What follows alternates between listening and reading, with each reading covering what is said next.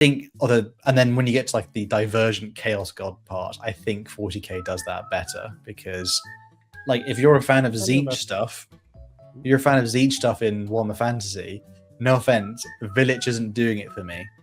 Yeah, and there's still good parts of chaos in 40k or in fantasy, even if it's not that prevalent. There's still the good aspects of the chaos gods, unlike 40k, where that's just completely done away with. Nothing. Yeah.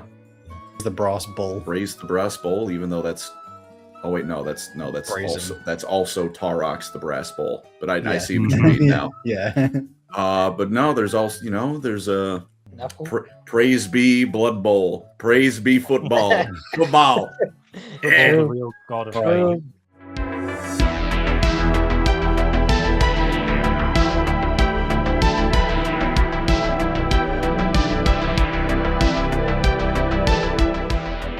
Hello, ladies and gentlemen, and welcome to LoreCrimes. Today we will be discussing or comparing Warhammer Fantasy and Warhammer 40,000, deciding which one did it better, looking at things like their factions, their storylines, chaos, etc. Who's the best? Also, I'm back. Hello. He is back. Yeah. Hello, Eli. Hope you're well. God, all four of the boys are together. The gauntlet is down. I can already sense the White Scars bias immediately. Nothing's going to be quite as good as White Scars. Thank you guys for listening. Obviously, today, we should say if you guys are listening, if you want to catch the live episodes or the donations, all that stuff, you can check us out live on Fridays. We are usually around 9 GMT or British summertime and wherever that is around the world. So if you want to check out the live stuff, it's still there. And if you're thinking, oh, it's gone, don't worry, because in our Discord, we still have the link to the unlisted videos. So it's still available for all good people. Of course, we're on offline stuff and all that good stuff. Today, though, we need to settle this score, though, because maybe one is better than the other. Maybe the old world really shouldn't have been taken out back and shot like. I know where I stand. Yeah, I think so. We can compare some of the cool parts here. We are obviously lore guys, so obviously people will let us know how we're going. As in, let us know your opinions because lore guys committing lore crimes. Yeah, gonna kill me. I'm grabbing for the rope. Me too, man. On a lighter note, it's time to compare. Well, we're going to start with a category of the human factions, I think, because that's a fair place to start. Colin, for those who don't know, do you want to rep your fantasy? Do you want to say who's essentially the main protagonist of the humans in their Warhammer Fantasy? That would be, in the same way that the Imperium is the protagonist faction of, 40k. The Empire of Man would definitely be the protagonist of Warhammer Fantasy. At least, in the focus of who the narrative is looking at for the most part.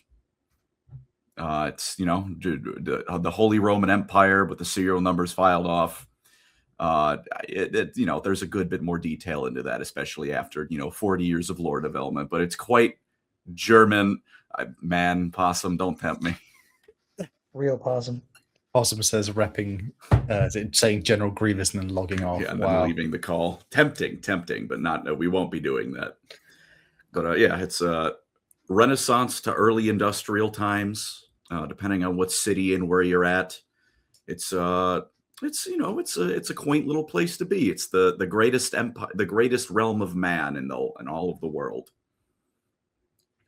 Which until recently there really wasn't any competition for that title anyway. So that's yeah. Should also say there's my people, the Kislev. Kislev exists, which is essentially, imagine if you grabbed all of Eastern Europe and shoved it into a bag. One big shook the bag up and then threw it all out into a medieval. It's the Slavic specialty stew. Yeah, we get that treatment. God forbid we get like a Witcher adaptation or something and they ruin it. I'm still bitter. No, that would never happen. That would never happen.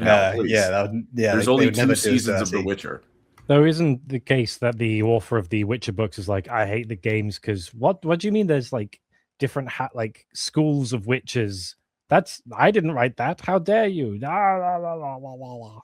I think there are different schools of witches in the novels, if I remember. Like there's the human guy There's one character who he hunts down some of the other, like he hunts down witches, and he has like medallions of other schools. I don't Yeah. know. Well, maybe it's just like specific schools he didn't. Like, there's bits Leon Bonhart, is that his name? Maybe. It's been a while since I've read The Witcher books. Anyway, it's not about The Witcher though. We should also say there is Colin. There's a new kid on the block as well. What is what happened with Grand Cathay? What did they do there? Indeed. They, they've been around. They have been around. They were definitely the background faction that had the most lore, but I'm the smartest of all, the high schoolers that were held back a year. There's only so much you can give them credit for that. But they've always been, fantasy China. The only reason it's a little bit better of a name than Nippon is because less people are aware that Cathay is a name for China than they are that Nippon is what, the Japanese call Japan. So, but yeah, it's fantasy China. They got, like the terracotta warriors. Well, in Warhammer fantasy, those things are 50 feet tall and, beat you to death. They're ruled by dragons. It's the cool Chinese style of dragon as opposed to the Western style of dragon. More of a snake dragon, isn't it? Banana, terracotta.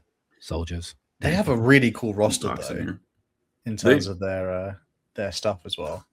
I think I really did, and it's like a thing where in Warhammer 40k, I guess the equivalent is supposed to be the White Scars, but it's not really the equivalent, is it? Like that's the closest you could get to it. Even then, the White Scars are more Mongolian. Yeah, it's the closest you're going to get. I've been rereading Scars for a Logicast episode, and there's like a bit where Torgen's like, I'm a bit annoyed that the Legion's like specifically recruiting from the Asiatic tribes. I'm like, well, it's the Asian coded faction. What is it? Like, wasn't the Great Crusade all about we're putting that behind us and being like multicultural? I was like, shut up, Torgen, shut up. No one cares. It was cool. Like the Empire of Man is like the main focus in Warhammer Fantasy. Basically, like I say, it's fair to say that 90% of the novels of human focused stuff are Empire of Man. Like of human focused stuff, at least. Yeah.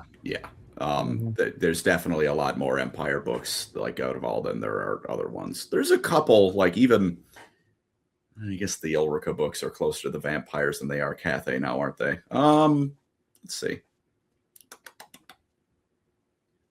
Yeah, we're also going to count as well the fact they have vampires.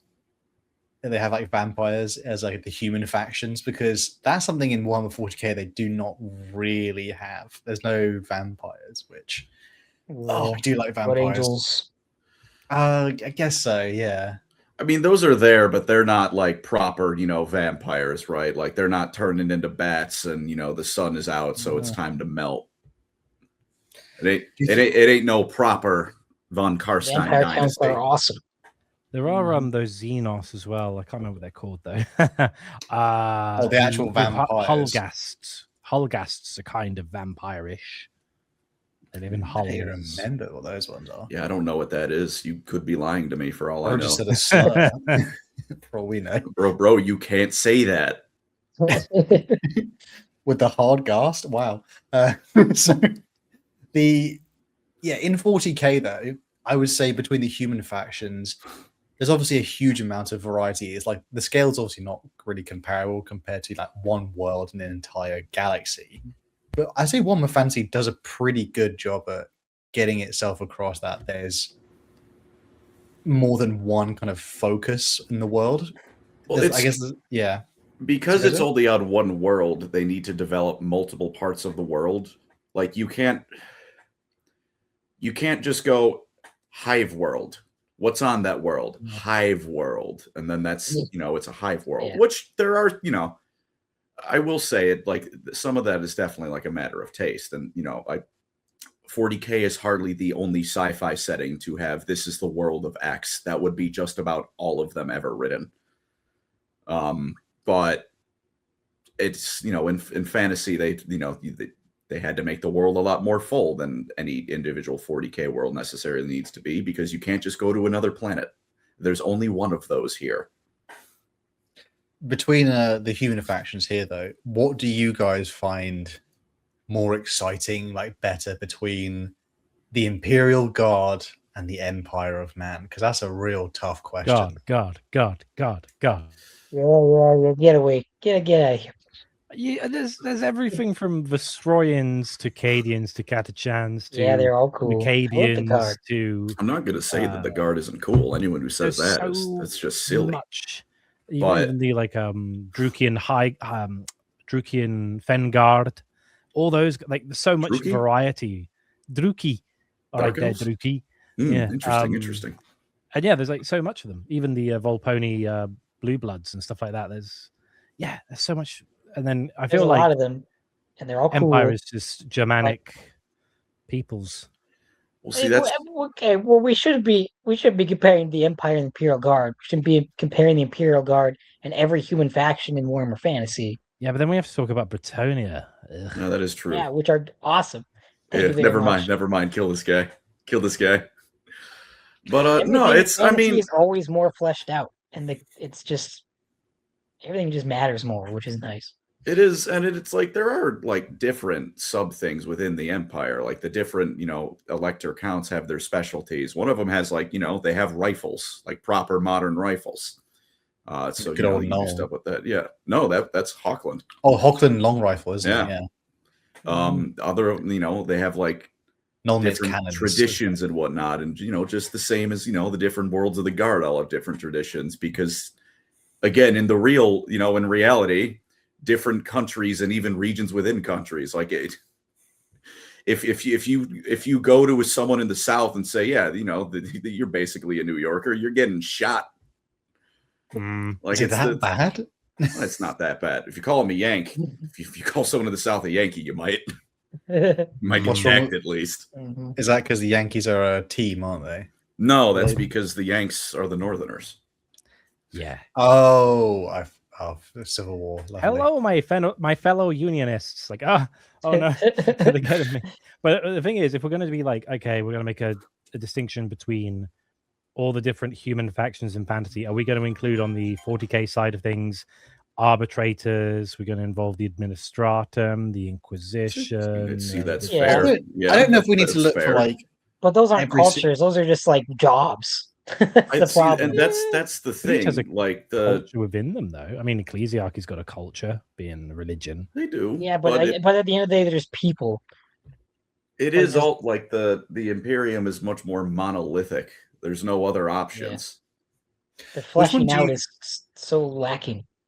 Which ones do you guys feel more drawn to, though? Because obviously we obviously all like Warhammer 40K, but is there like a secret kind of, not like a secret source, I'd say, but like something about Warhammer Fantasy, like the Empire of Man? There's something to it which feels, I don't know, like the more grounded side of it. Again, like, I know it makes no sense, but like having a group of boys with a what is it? Not a matchlock rifle, a flintlock pistol or flintlock rifles. Just somehow, like I feel more drawn to that as like a regular human for some reason. Like it tickles something in my brain. Does anyone else feel like that same way? Yeah. It- Also, a lot easier to like relate and sympathize with the Empire, and just generally be on their side. Because it's just a desperate situation of humans fighting against things. It's not this giga empire that's slowly decaying. It's like an actual real. It's why Halo has so much better stories than 40K, because everything actually matters, and it's really easy to cheer for the humans in Halo. It's quite easy to cheer for the humans in Warhammer Fantasy as well, other than just like liking the other factions. But like the vampires have like. I don't want the vampires to be humans. That's ridiculous. Whereas in 40K, some people find it easier to root for the Eldar or the Tau, and et cetera, et cetera. So it's a lot easier to get on. Never get on ask board an with Imperial humans Guard fantasy. general what the most common deployment of the Imperial Guard is. Do you think It's though, riots. It's killing Yeah, rioters. I know. Would you But let's say? not forget that the Spartans, what were they originally developed for, Colin? Also Yeah, true. killing rioters. It's true. Would you But then guys? aliens happened. Would you say then between? Obviously, it's not. We're not comparing it to Age of Sigmar, but is Warhammer Fantasy greater or lesser for not having an equivalent of Space Marines? I mean, I would say greater. I would say greater. And don't get me wrong, as much as I love bitching about Space Marines, I still find them cool. Look, that's how people get into Warhammer. You see that, you're like, damn, that guy's pretty sick. But I don't know, if like Eli was saying, it makes the struggle feel a little more real. Because even with the Guard, right, like, they got tanks. A Baneblade is not a small thing. Like, if you are in a Baneblade, you are not the one desperately surviving. Don't you mean me, you, Andy, and Eli? Right, yeah. The Baneblade that the four of us could definitely take down. You attack it from the top, it'll be fine. Yeah, Andy, I don't know if I should bring that up again, but I don't know if you think we can actually take a Baneblade. Don't one melter charge. Please, drop. Please. Done. Insanity. Like if Space Marines were portrayed as they're supposed to be, as like extremely rare side things that are there's never enough of them to cover what they need to, then I think they'd be way cooler.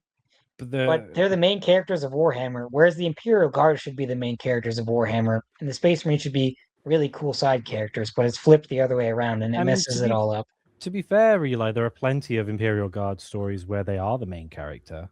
And the thing is, I know, but the focus of Warhammer and the Imperium is Space Marines overall. But the setting's so vast. That's the thing. It's like comparing one world. It doesn't give you the idea. Million worlds. It doesn't give you the idea that Space Marines are uber rare. Are there? When there's a billion books There's of a few. them.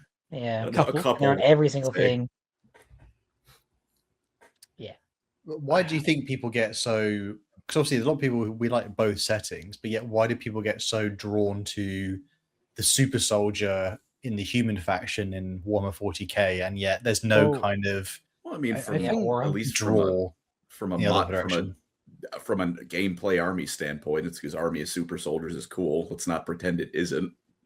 Well, I think the thing about like fantasy is that the only like character you can talk about are like senior like generals or like a weird quirky thing like Gotrek and Felix. Like they're going to be rulers, they're going to be high ranking military officers. You're not really going to have many more of like the lower caste of like lowly peasants, or like you might have like a couple, but like it's going to be Gelt, the guy who's in charge of like the wizards. You're going to have Karl Franz, the guy in charge of the Empire. You're going to have the guy in charge of the vampires and his missus, and the guy in charge of the Knights of Bretonnia. Whereas Space Marines are kind of like named characters, but not beyond being expendable. They're kind of like in that middle ground. Was like Guardsmen are expendable, but you can still have named characters. You get Primarchs, but then Space Marines are kind of that middle ground, and so you can also have them be butchered occasionally. I feel like we'll go for it. I think it'd be cool if there weren't any successor chapters. Wow, that is damn. Even I'm not that anti-Marine. Isn't that how we get variety, though? That's the whole that in the bin. Yeah, I don't really care. But the Horus Heresy, you love the Horus Heresy. You don't need successor chapters in Horus Heresy. But and then there'd be way less Space Marines, and it would actually feel like super desperate all the time, and they're not just this. There's a gajillion of them, even though they're supposed to be really rare. But they're in every single freaking 40k book. I don't know. You know what my favorite thing about the Horus Heresy is, Eli? Also, you just said most successor chapters have like one paragraph of lore. Don't be so dramatic in the chat. Successor chapters are nothing burgers 90% of the time. I will say, to be fair on that one, that's because they were mostly written when GW was cool and encouraged you to make homebrew lore, as opposed to buy more Marnius Calgar. Mm-hmm. I'll say my favorite thing about the Horus Heresy, Eli, is that it ends and it splits up and then it diverges. That's the whole point. Mm-hmm. Like it does like Warhammer Fantasy and 40k. They are the settings, whereas Horus Heresy is more of a let's just finish the mythology part and then we'll give it a really crappily supported game to go with it. And then we will rewrite the Istvat, the Drop Site Massacre book. It didn't rewrite it though. Just added more. I know, not rewrite. Well, it's a shame because that's actually really good. That one. That was a good book. Though. It could be great. Where are Do you my know why old that one world was good books? though, Colin? Because it actually had, even though they had perspectives of like, oh, they're all salamanders, they're all Iron Hands, they're all Raven Guard, the characters you followed in that were all weirdly like different. They all came from different home worlds, and they actually like you have a salamander character, isn't it, Andy? Who he was from an ocean world. Like it's just a really, and he's obviously been the salamanders, which are obsessed with fire. So And again, the beauty of a Space Marine chapter is you have all these divergent creeds and cultures. Like the Iron Snake's first book is amazing because it's just all about Ithaca and their culture of like this, not quite maritime, but all these like they have like the trench dives and they have all these cultural trappings, and it goes through like several decades of war with like a particular character. And then you have things like the Minotaurs, who are just assholes that jackboot their way through everything. And then you have the Garcaradons, who predate in the furthest reaches of the galaxy. And then you have the tragedy of the Blood Angels, and you have the Ultramarines being named characters. And then you have the Raven Guard being the sneaky boys. And like you have all these delineations of like they're named characters, but they're not beyond being killed if they have to. We know most of them will still be around because you've got to sell the minis. But like, do you know what 40k in the human factions has over, I would say, fantasy? Is that in 40k it's your chapter, your sandbox. You can really customize what you're making in the universe. That is Whereas something fantasy is more of a you are playing the Empire. You can play like a region of the Empire. To be fair, I do actually, kind of overall agree on that. 40k is definitely more homebrew friendly because there's a million worlds out there and all that whatnot. Like you could just make something up and there's no reason it couldn't be canon for the most part. But I mean, I'm not gonna like fantasy definitely has room for it. Like there's a lot of unexplored regions for one, where you could like different stuff like that. There's the entire Border Princes region, which is the region that exists so you can make your own army of whatever you want, basically, if you want a like solid location for it. There's, I mean, like, and again, like within individual countries, you can have vastly different cultures. Like, and again, like you can, it's countries are big. You can make up your own lore for like an area of what this, place is like and fit it in with the theming pretty well. You definitely need to do like more legwork to do homebrew stuff in fantasy, but it's not impossible. But I do agree overall that 40k is vastly more homebrew friendly. I think that's a big bonus towards that, like that setting though. Although again, like there's something about the, I even say like art direction for like the human factions. I just love how, I guess it's more in typically like older 40k stuff where like they went like it's on the scale of like ridiculous, like the amount of like decorations and filigree and ridiculous 10,000-year-old pomp. My favorite piece of Warhammer art is still the one of the Titan and the Stampa, and then there's a million things happening, and I don't think anyone is actually shooting at anyone else, but it's beautiful. I mean, I even have we'll go for it. He's pulling out minis. He's pulling out minis. Kick him. He's getting his cock out. Oh, it's Marnia's Calgar. Look at that. The goat. Wow. For the visual learners of you, I have the iconic Battle of Macragge, and this is if you guys look it up, that is what I mean in terms of that is like peak Warhammer 40k. 40k has more aura, as the kids say. It has more aura, and it generally goes harder. And all right. Have you guys seen that artwork of like the two Titans and one's punching one in the face and it's like falling? Like that, I was watching the Kill Lupercal show and I was like, oh, and I was watching the show. It's referencing that bit of artwork where they recreate it in the animation, and it's actually the character you're following punching the other Titan from the other house. And it's like, oh, that's cool. They took this really iconic piece of art and they've integrated it into this story. And that's kind of like the neat thing about Warhammer 40k is that you have like all these moments and all these things like Rin's World with like the Crimson Fist falling. You've got Hell's Reach with the Black Templars. You've got all the Tyrannic War stuff with the Ultra Range. You've got Devastation of Baal. You've got the Battle for Jagoras, which is cool, but no one's read it. Oh, well. But you got all those things. And even doing some editing for an upcoming video on this channel, I was looking up things like, Dark Elves don't have much art for them, which I thought was strange for like a whole ass faction. I was like, it seems like Warhammer Fantasy, other than the work that again, Creative Assembly have done to like bolster the aesthetic. It's kind of like difficult sometimes to be like, oh, I want to find this bit in the lore. Oh, there's no visual representation for it. Oh, this character's quite a popular character. There's not really much to look at. Oh, that's a shame. Whereas like Warhammer's just like, here's Glup Shadow number 58, and he's got 3 pieces of artwork. You're like, yeah, that's it. Give us more. There is still some banging old fantasy art, though. Let's not say there's none. There most certainly is. I'm naturally looking at high elf art, but give me a moment to find the saw banger a high I'm elf thinking art? of. Wow. I wish. Yeah, you happy? You happy? I'm not. No, you got like stuff like this, like that feels classic. They almost look like ghosts in the background. The shining aurora. There's some good stuff.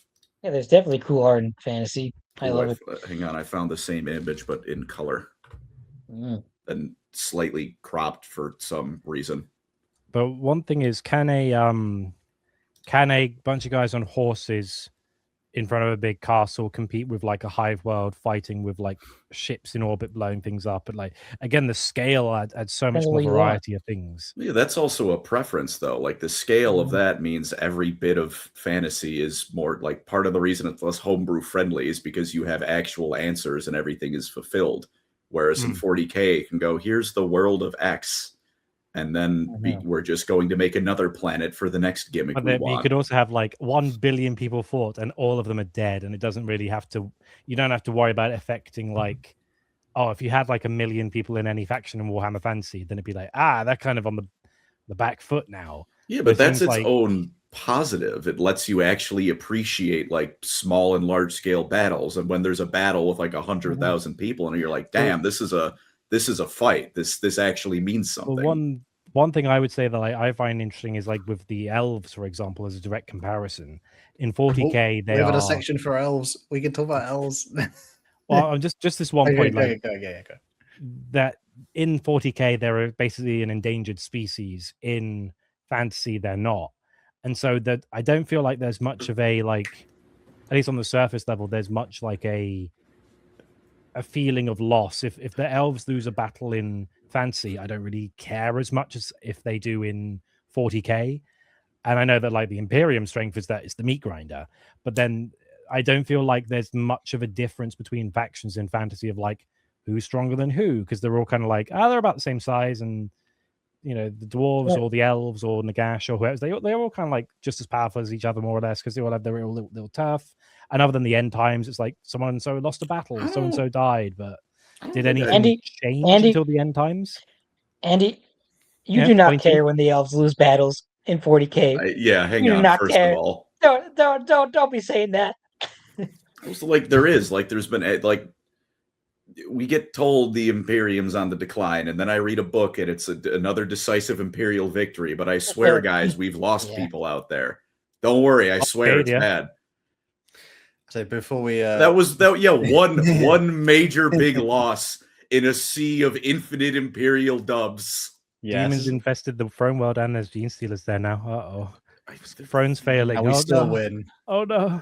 I say infest the throne world. All the Corlings got kicked off almost immediately, and as did Magnus. I say before we get any further though, I think there's been some lovely donations we should get to. Thank you guys. Well, so we're guys, talking about elves now. Yes, we are now talking about who does it better, Warhammer 40K Eldar or Warhammer Fantasy Elves. Now I'm gonna go get another drink. Enjoy. Eldar. I like Eldar more than High Elves. I like Dark Elves more than Dark Eldar. Fantasy mog, fantasy sweep. If you ask me, it's just total destruction. This is what I don't get about the fantasy elves. Get a whole lot more love than the Eldar do. That's for sure. Yeah, people who like elves write for the elves in fantasy. I don't get I have a big problem. I don't know, a big problem, but as in, I've said it quite a few times before. I genuinely Warhammer Fantasy elves are so interesting. There's many different variations between them. They have depth. They have interesting characters and stuff. I just don't get why the Eldar doesn't have that kind of like Well, pull to it's me. a scale thing again because the scale's so big. It's just all of Simhan is like this. All of Iandon is like Yeah. this. All of Ulthway is like this. Like It's I much don't. more spread. I think craft worlds are interesting, but in some way, I also couldn't give a fuck about craft worlds. I want to see an elf planet. Do you know what I mean? Like I want to see peak civilization. I think it's an issue I have with like when we talk about like things like Age of Sigmar, where I said to Colin like a few times, like there's no like I don't know where anything is. Like if everything's realms, I don't know where it is. If everything in 40k is they're like traveling, massive continent-sized spacecraft, I don't get as attached to it the same as something like a planet or a home world. Like as much as they all have like separate cultures, well, like I don't necessarily, and the way they write them in 40k, where it's like you must stay on these, strict paths, it almost ruins the lore of them because then they can't deviate. They can't be You as can go to unique. other paths, to be fair. Yeah, but they're all kind of like it'd be like someone saying it's almost like the craft wars are too similar to each other. Do you know what I mean?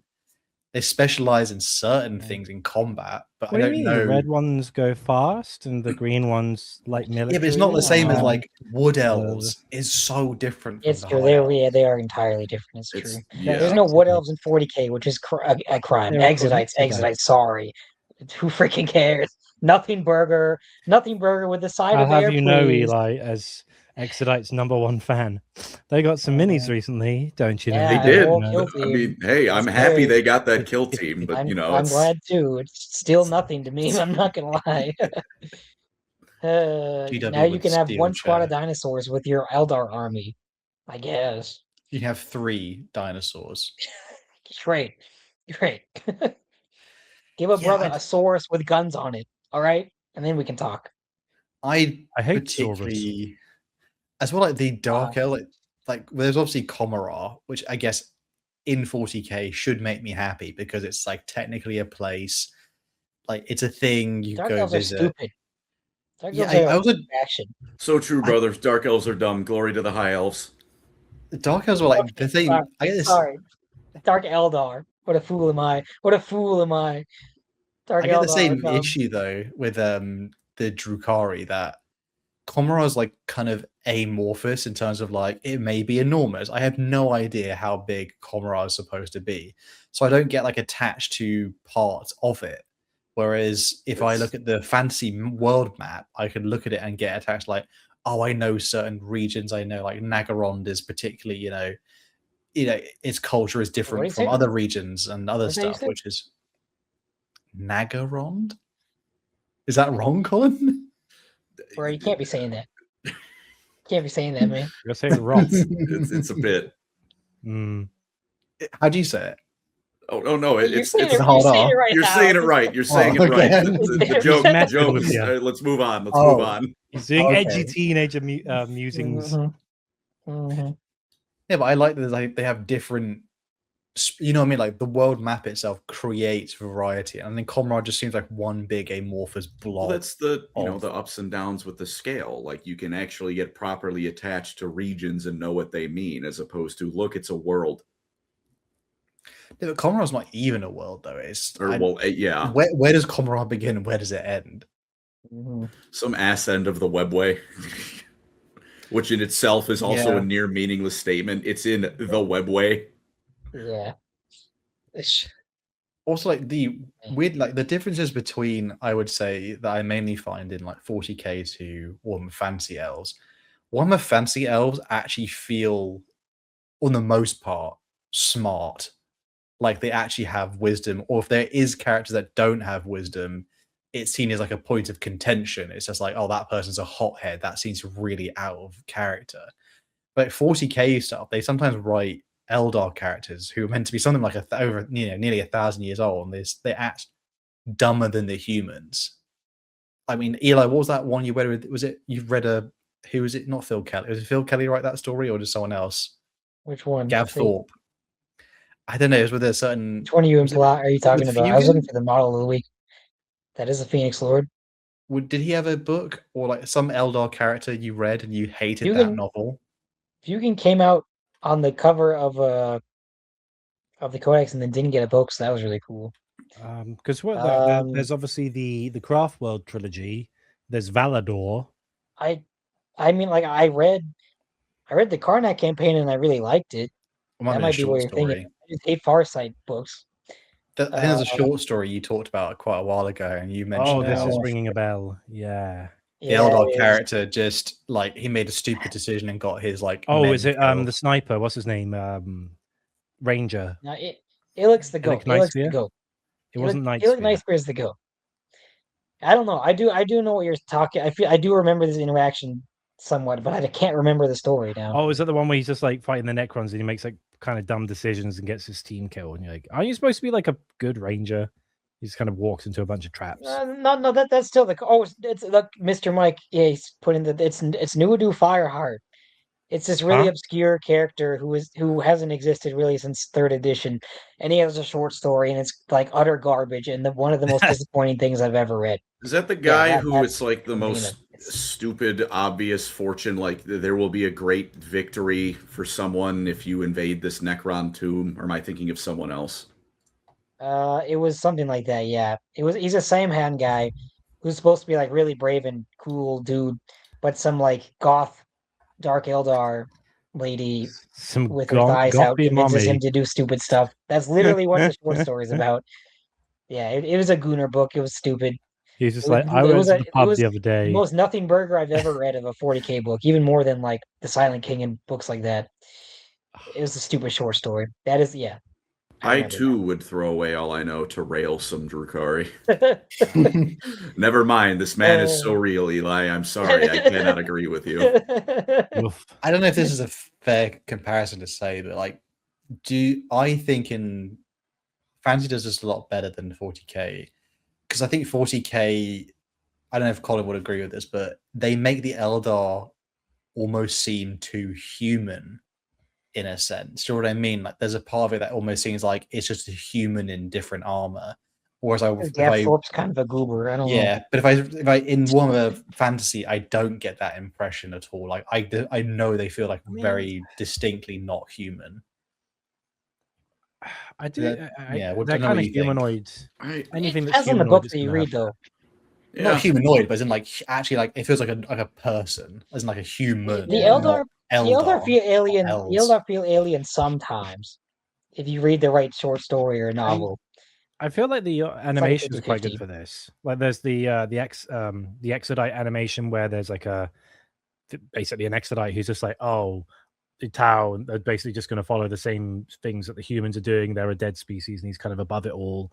I watched recently the Renautica show, and it was all about like a Thunderbolt pilot versus a Samhain pilot of a Phantom, and they're having their grudge match. And there's like a whole bit. It was just like the humans, they die and we don't die, but why do they keep throwing themselves at just this they're clearly outclassed and blah blah. And he's like trying to confide with the other Eldar. He's like, they are childish creatures, they don't know any better. And it's like there are glimmers of that, but I do agree that like they don't feel very unknowable. They just feel like they're just arrogant humanoids that we don't die.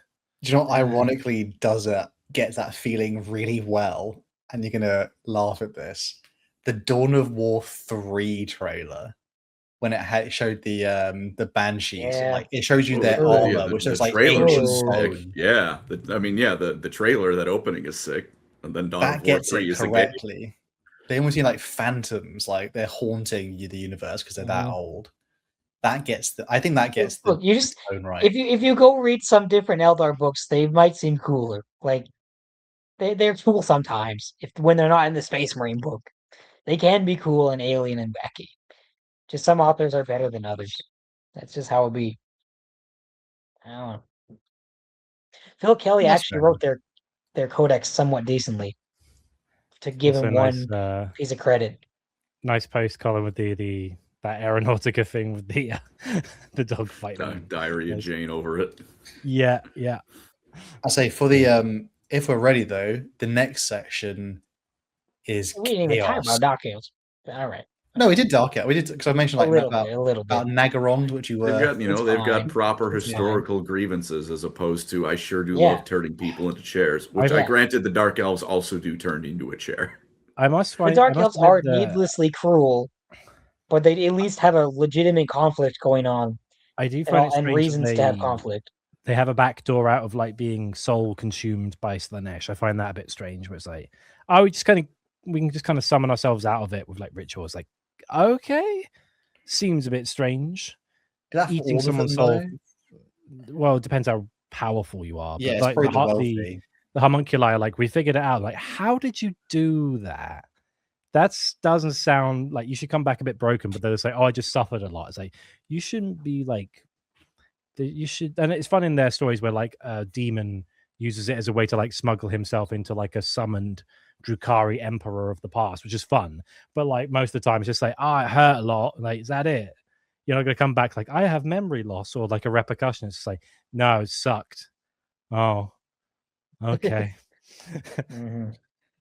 So other than that, though, we have another section which is chaos. Chaos in Warhammer Recently. Fantasy and Chaos in 40k. This is a pretty big this is a big topic. I Fantasy think when it better. comes to There we go. Hold on. Fantasy when it better. comes to the champions of chaos, I would say fantasy does better. Like Archaon is more compelling than Abaddon. I know there's probably a lot of Abaddon apologists out there who are like, Sandman no, of Terror, trust if you're me. here, run. yeah, it's like, oh, but no, I swear, like each of the the 12 crusades were actually for a purpose. Like that was retroactive, by the way. They added that in. That's like someone's, what's the I can't remember the guy who's like in the that movie thing. It's like, it doesn't matter if you lose, you just declare victory or something, and then you go home and you just shout, that you've won.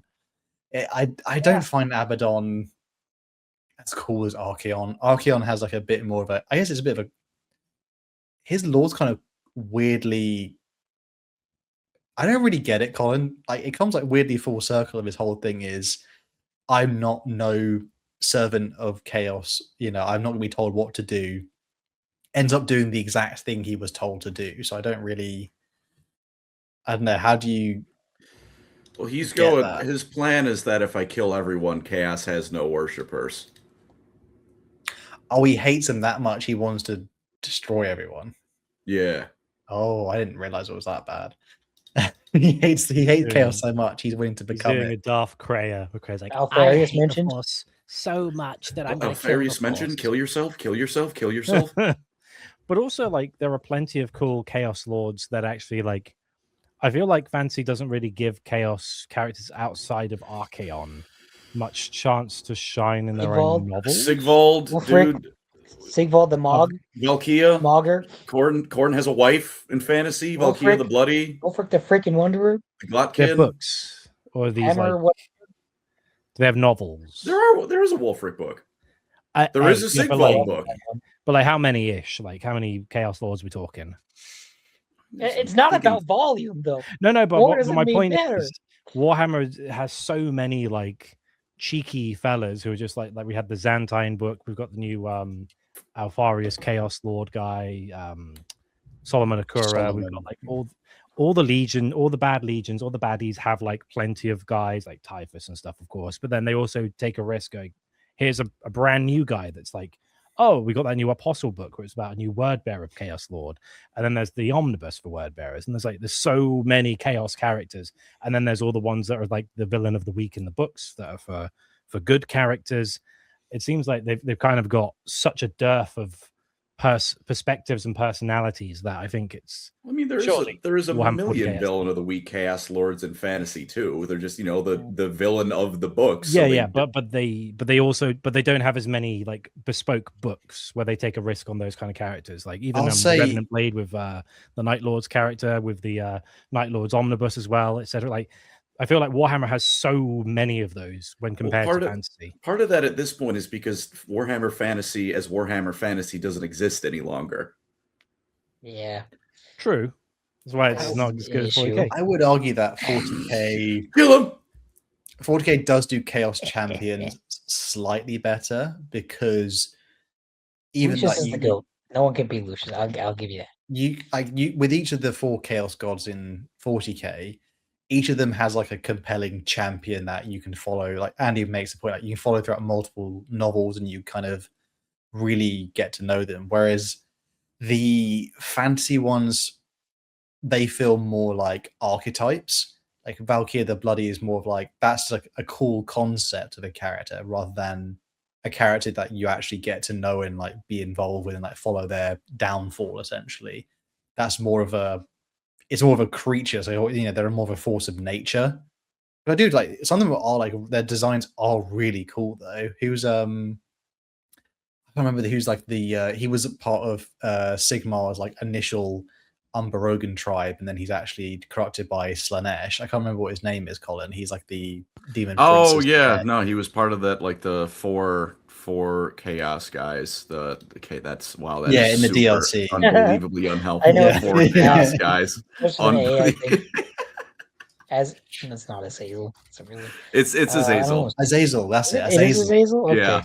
Like, yeah, his design is really like, I find his design cooler than I find Lucius's current design, not necessarily the character, but like the design and other parts. But then 40k has something like, you know, you got Typhus, you got Ahriman, you got Khan. You have so many like compelling characters that you can enjoy more. Although, and yeah, like even then, that the Chaos Legions themselves are just ridiculous. Whereas like, I like Warriors of Chaos in fantasy, like just standard Warriors of Chaos. That is better than Black Legion. Fight me on that. I do not care if anyone says Chaos is a otherwise. real threat. Chaos is a real threat in fantasy. Chaos in 40k is They a nothing won. burger. Yet again. There's so They're many kind of nothing more burgers in terrifying. 40k. Yeah, Chaos yeah. Space Marine is quite a useless war that is like literally stupid. Joining Chaos gives you nothing, and it damns your soul to hell for eternity. Like Chaos is stupid in 40k. Chaos is just Some dumb. people like it. Erebus is doing fine. Yeah, until Erebus freaking dies and he's tormented for eternity. We Right. haven't seen that. You're was so worth jumping the it. gun. Uh-huh. That would be so good. I hope Korn wears him like a fleshlight. He That's deserves crazy. it. That's crazy. I said, yeah, I'm saying the average warrior of chaos is so like intimidating because obviously there's no real like fantasy equivalent. That's a big tank of a warrior, and you've got no chance except your musket, and maybe you need 10 men with you. I think and then when you get to like the divergent chaos god part, I think 40k does that better because like if you're a fan of Tzeentch stuff, you're a fan of Tzeentch stuff in Warhammer Fantasy. No offense, Village isn't doing it for me. Mr. conjoined sorcerer twin is not doing it for me compared to Ahriman and the Dude, you Thousand don't want your Suns. circumcised twin growing out of you? Every day. Full body circumcision? Lovely. Yeah, well, yeah, I like, there's elements in it that I like in both. I'm very reluctant to say I think 40k just edges out in terms of like every other thing they have with it, but I do really like just bog standard chaos in fantasy compared to bog standard chaos in 40k. Chaos Warriors are cool as hell. Yeah, and there's still good parts of chaos in 40k or in fantasy, even if it's not that prevalent. There's still the good aspects of the chaos gods, unlike 40k where that's just completely done away with. Nothing. Yeah. They made them worse. Nurgle's a fertility chaos gods are better in skins. fantasy, that's for sure. There's also more of them. There's also some we're missing on. There's Hashut. There's all the like the different minor gods. Praise Chaos gods of law are kind of actually they came back Brass a little Bull. Age of Sigmar of all things. What's up? Praise the Brass Bull. Praise the Brass Bull, even though that's that's also Tarox the Brass Bull. But I see what you mean now. Yeah. But no, there's also there's a just saying. Him too. I'm just saying. That guy's Beastman. Beastman as well. Beastman is better in fantasy by I mean, they hate them. Well, yeah. Who make fantasy, but Beastman is way better. Because they're actually a thing. Yeah. And also, let's not forget Nuffle. Praise be Blood Bowl. Praise be football. Football. The real god of fighting. Calls it football, barely kicks it. Invents the name soccer, doesn't use it. Settle down, sir. Yeah, we chose not to. The next one I think was characters. So characters between 40k and fantasy. This is a tough one. Which emperor can still walk? Very interesting. Isn't Karl Franz dead? True. So true. Isn't the Emperor dead? I guess so, but he's still kind of around. Yeah, and Karl Franz is now the hand of God. Yeah. Yeah, isn't Karl And Franz in like actually dead though? Like, as in Really? the spirit of Sigmar had to Prime. inhabit his corpse. Celestin Prime. Is that confirmed to be Karl Franz? Hey, who else is it going to be? It's true. I don't know. Louis. You're making a bed, baby. Also, I'm just saying, yeah, Flaming Sword is cool. Flaming Swords are cool. Only one of these emperors has the Warhammer. Mm-hmm. The actual logo of the hobby. Pardon me. True.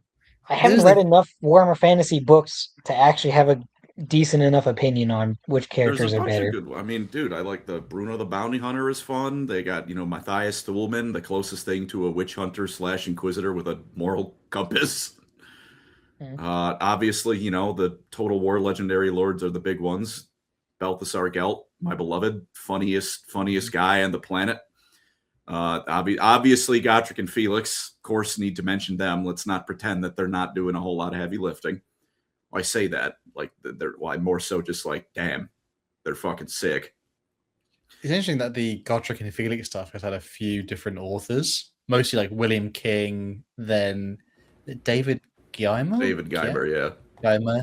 Then there's been like a few others who've done like smaller projects, like shorter stories. Yeah. Yeah, but Sandy Mitchell is the only one who's only done all the Caiaphas Cain novels, I believe. Yeah. So he's actually, he's been allowed to have that vision of that character, which God forbid, if there's another Caiaphas Cain novel, I'm so ready for it. I'm absolutely buying it. Yeah, I'm ready for number 15. Let's do it. A lot of the 40K characters feel like archetypes. Like they're not a character; they are that faction, but make it a character. Generally, Space Marines are already archetypes, but so that doesn't help. But fantasy characters' achievements generally feel a lot cooler than 40Ks because the fantasy characters actually get to die, and it's not just plot armor all the time.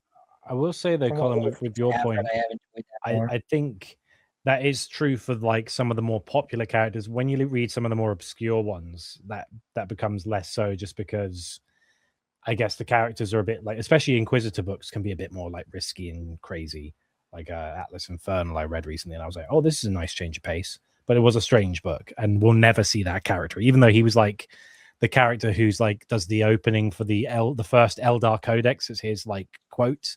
We'll never see that character again, even though he does some cool stuff, because it's just like, it's not Dante, it's not Marnius Calgar, it's not like a big Space Marine character. I think with like, I have a thing for like 40K characters as well.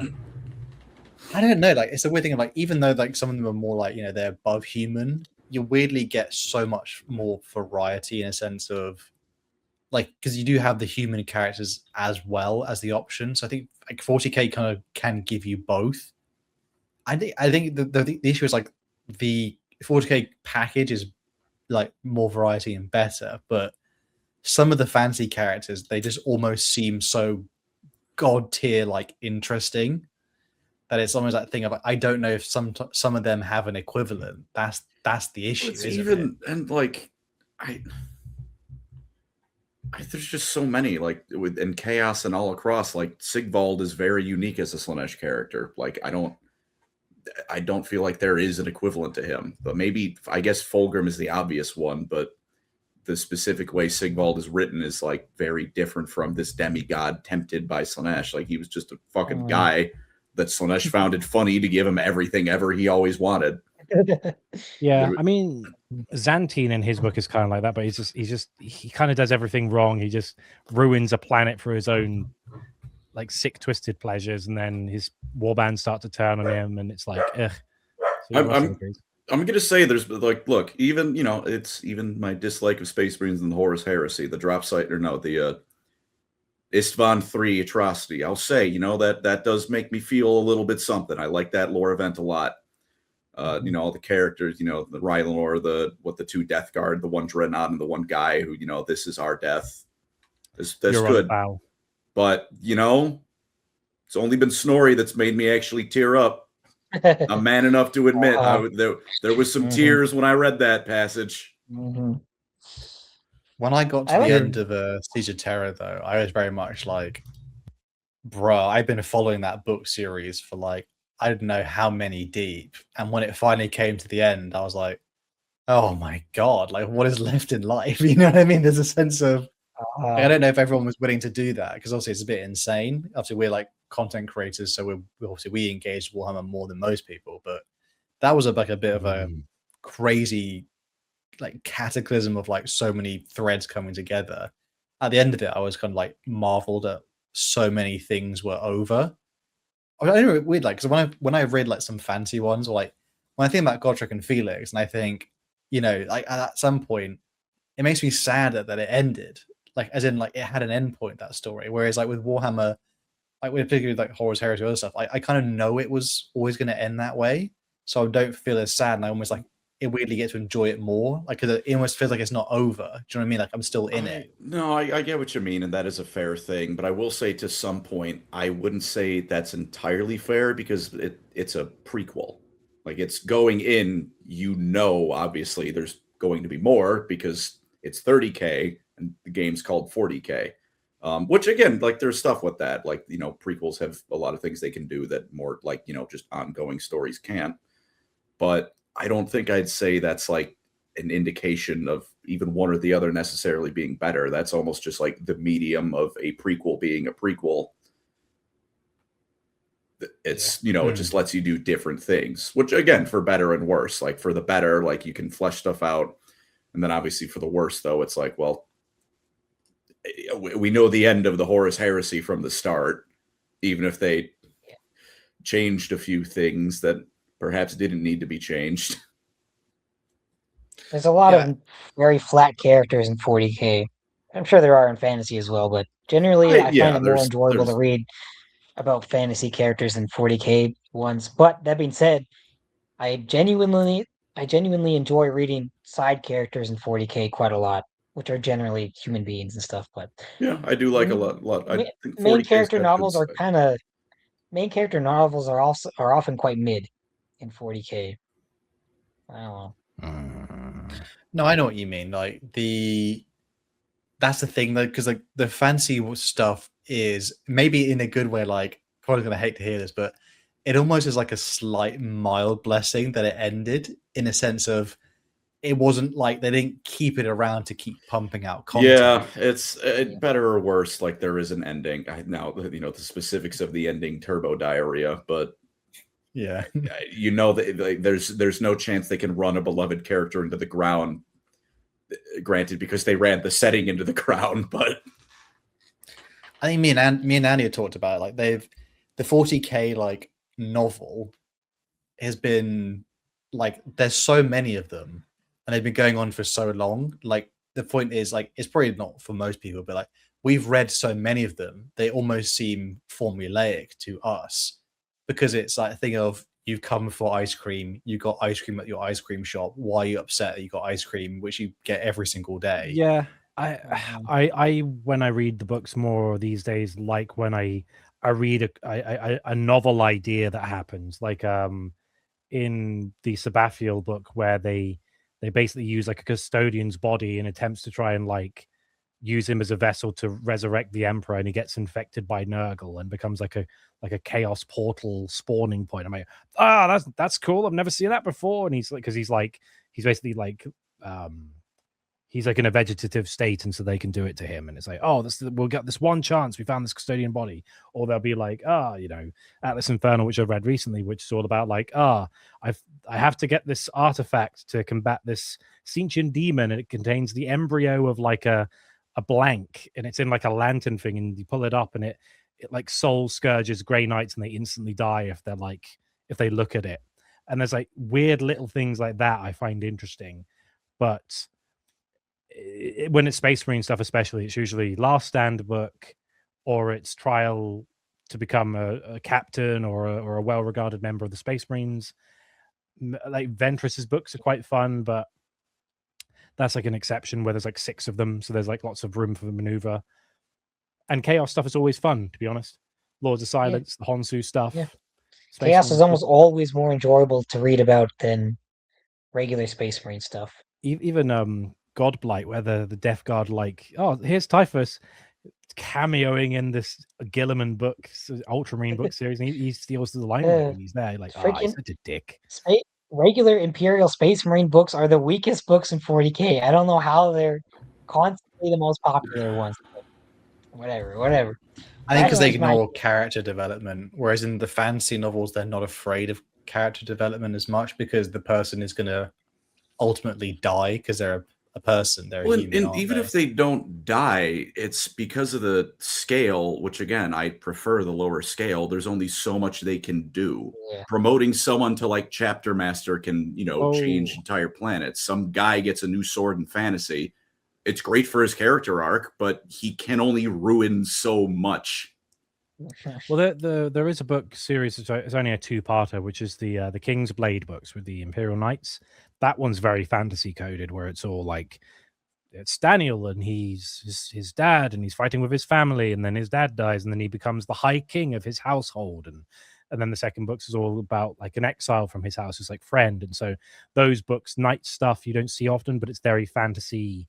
Warhammer fantasy, like where you have a realm and you have a kingdom, and that's fun. But Warhammer has that, 40k has that advantage of just you can divert to a weird fantasy style story 1 minute, then you could do a Space Marine story, then you could do a World War II epic with the Guard, and then you could do a weird inquisitorial realm jumping heist, and there's so much stuff you can do. But again, you have to go outside of the Space Marine stuff often to find that stuff.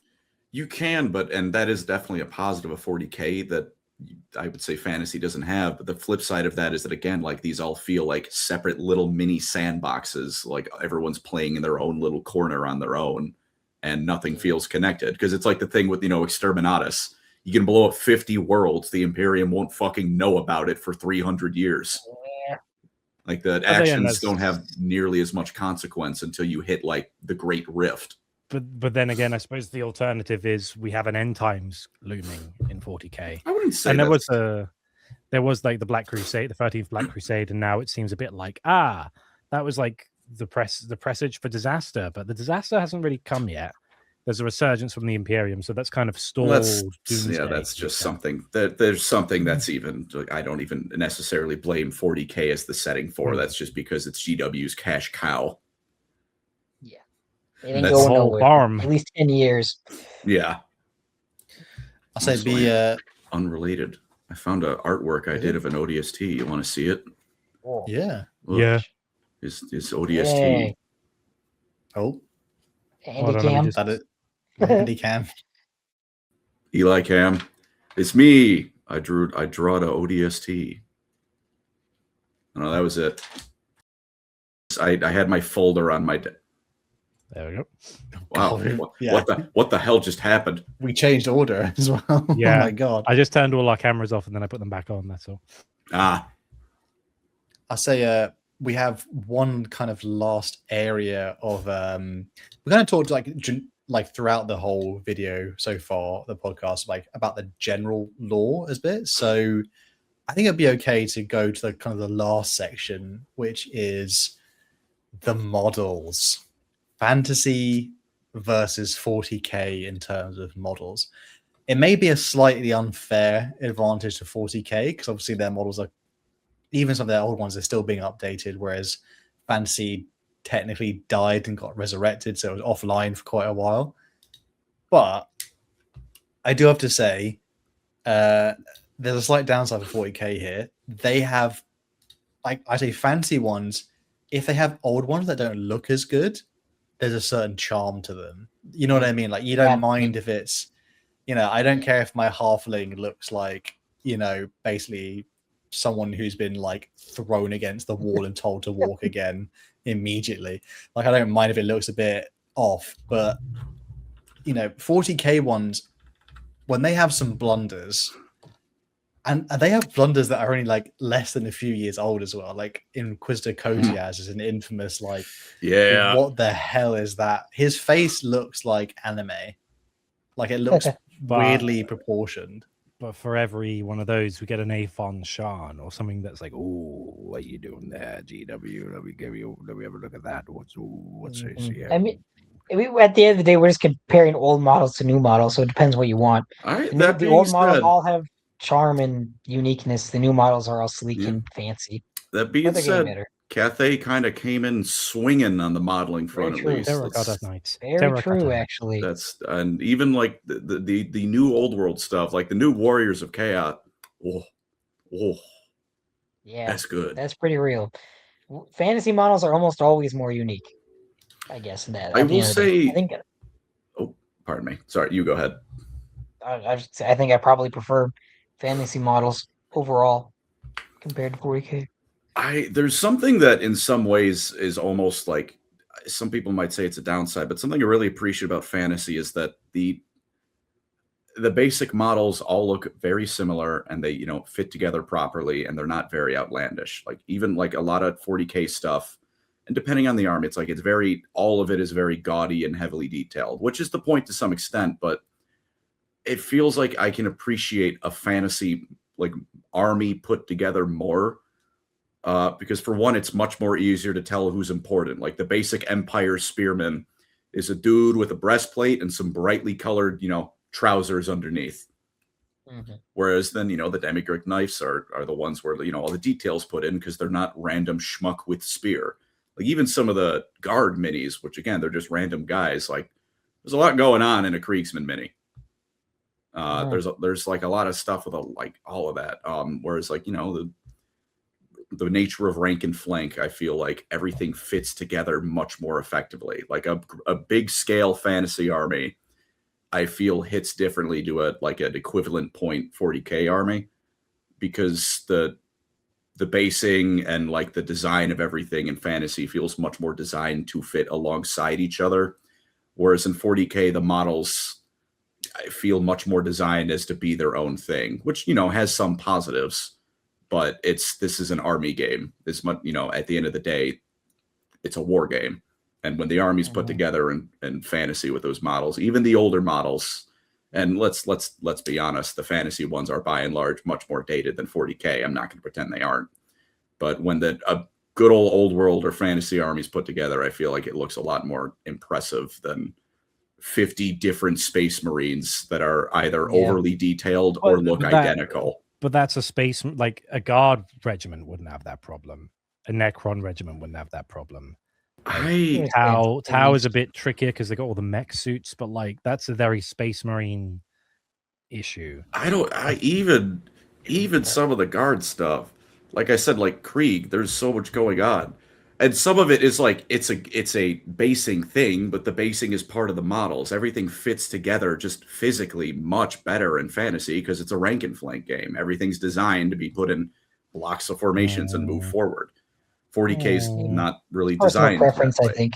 This is at a certain point definitely a personal preference thing. I will be fully honest, but to me the rank and flank and the way everything fits properly together because of the bases and the design of the game, a fantasy army looks much more impressive than a 40K one. And also because of like the way a lot of fantasy armies are built, they look vastly different. 40K, and it's something Age of Sigmar is doing too.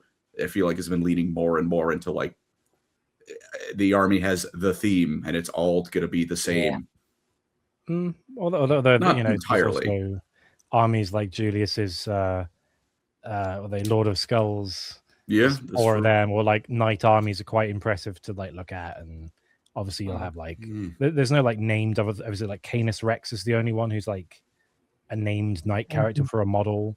Andy, like, please, you're forgetting Lord Horum Canorum. Oh, but he's not got a minute. 5 million words. I know what you mean. The Blade of Koto, wielder of the heraldic flame. Yeah, all those ones. Grand Cathay speaks to me. An army of Grand Cathay would. I too like Dynasty Warriors. It's a great series. I do. With a dragon. I get a dragon lady. House of the Dragon. I haven't seen it. The Ogre tribes call to me, my people. I would say, like, if we're talking about Age of Sigmar, it might be a slightly different story, but I mean, 40K does have some pretty incredible of course stuff, though. Like, I don't know if you get the equivalent or I mean, the new Chaos Dragon is pretty ridiculous. That's pretty good. But 40k is like, you get all the Demon Primarch models, even if it's like little guys, like all the new Eldar refresh on their range looks pretty sweet. All the new Phoenix Lords are done really well.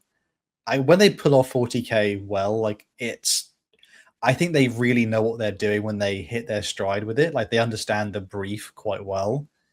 Fantasy again, I think it might be like nostalgia talking a lot, but the nostalgia does hit quite hard with some of the stuff. But then other ones, probably 40k as well. Like some stuff I'm very meh on. Leagues of Votan could honestly disappear tomorrow, and I'm not sure anyone would notice for 3 days. Bro Connor can't would go one notice. stream without talking about Leagues of Votan. It's such a missed opportunity. They're so. We know how. We know. Yeah, okay. That was for You the agreed with me, Andy, last time. I though. know, but we've already shat on them enough for a month. Okay. I think though, even when I was a younger kid, I liked fantasy stuff more than 40k at the time as well. I'm pretty sure, although I played more 40k than fantasy, but something about the fantasy models is just different. It just hits different, as they say. I liked it. And I also like looking through the fantasy army books a lot more than looking through a 40k codex. Wow. Yeah. I think though I would say that overall, if you guys had to choose 40k or fantasy, so Eli, you'd say fantasy. I'm pretty sure Colin doesn't even need to be asked. Nah. Oh, really? Andy, you a 40k one? Better, but... I don't know. Like, I don't read any of the fancy stuff, to be honest. Like, I do like the models, just the models. Oh, the models. Like, again, I don't mind the models, but again, I like the Space Marine stuff. I like the armored vehicles. I like the knights. I like the Mechanicus stuff. I like the variety. I like how 40k looks. And I don't say that Warhammer fancy minis don't look good, especially their Age of Sigmar lines. Some of the stuff they come out of there is like whack. But again, I just like 40k more. I'm more of a sci-fi fan than fantasy, I suppose, but fair. I like both. Yeah, I think I like fantasy models more overall. Doesn't necessarily mean I like fantasy more overall, but it's hard. It's really hard to choose something like that. Wow, we actually had some reasonable takes. With that being said, though, guys, we have once again the mini of the week is back. And we've chosen a little selection for you guys here. So I'm going to start with, I believe this was Colin's pick from Liv. It's pretty cool. Hey, he's a Rune Priest. Yeah, it's a Space Wolf they painted for a friend, which, I don't nice. like the wolves, but I think it's a cool paint job. I like the axe. It's for a pal. I can never hate something, especially that real. Painted, a gift for a friend. Who's that by? Live. Yeah, thanks, man. I want to Very live. Sweet. I want to live. The next one, was this your one, Eli? Spooky. I don't know if we've featured this before. This is Spooky Kabuki's Usharan. Bro's always posting up his fancy models. I need to get him to paint. Spooky showing off with all those minis. I'm like, oh, you got here's 7. Like, oh, Spooky. We can only pick one. There's nothing to say other than it's freaking Usharan, and it looks very good. I don't know what else to tell you. It's better than anything I could ever do. That's for sure. The blood effects be going crazy down there. Ushatan, look at him! I gave him the Magnus sword. We are twins. Yeesh. This model is so good, by the way. Eat with your mouth closed, mate. Yeesh. Yep. I wanted to see you there. I wish there was something I could think of to use this guy as in like 40k or something. Make him a demon prince. He's a demon prince, I guess. He's my demon prince. I ever played my Chaos Space. Get him out of here. Get out of here. Get out of here. This isn't your time to shine, Hal. This is for the community. This one, I believe, was this your pick, Hal? This is by Knight. From Knight. Reminds me of the stick Necrons. I love this. I love this trend. This is so. It's annoyingly funny how well the weapons are painted as well. It's quite funny. True. You know that meme of like the horse where it's being drawn and it's cut into frames and it's just like it gets worse. It's like, but this is Game like of Thrones. In the middle. Yeah. Oh, why did you pick this one, Hal? Other than funny, I like the eyes on the belly. does it need much explanation? I think this is. I mean, can I just point out it is perfectly edge highlighted as well.